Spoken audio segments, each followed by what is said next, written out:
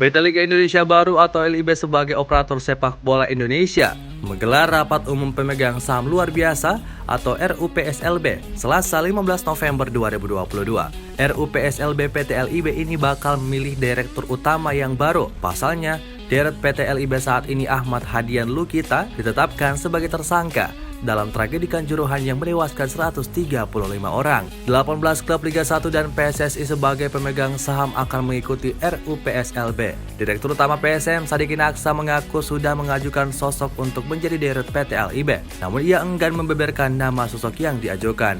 Media Officer PSM Sulaiman Abdul Karim menambahkan, RUPSLB menjadi titik terang Liga 1 bisa bergulir kembali. Kasta tertinggi sepak bola Indonesia itu memang sudah sebulan lebih terhenti pasca tragedi Kanjuruhan pada Sabtu 1 Oktober 2022. PT LIB sejauh ini menyiapkan 3 jadwal dilanjutkannya Liga 1, yakni 18 November, 25 November, dan 2 Desember 2022. Selain itu, sampai sekarang PT LIB belum memutuskan sistem kompetisi digunakan jika liga berlanjut. Apakah nantinya tetap sistem kompetisi home and away atau bubble to bubble? Terkait sistem kompetisi home and away atau bubble to bubble, Hanif menyampaikan akan dibahas pula pada pertemuan tersebut. Tentu itu akan menjadi perhatian dari semua klub peserta Liga 1.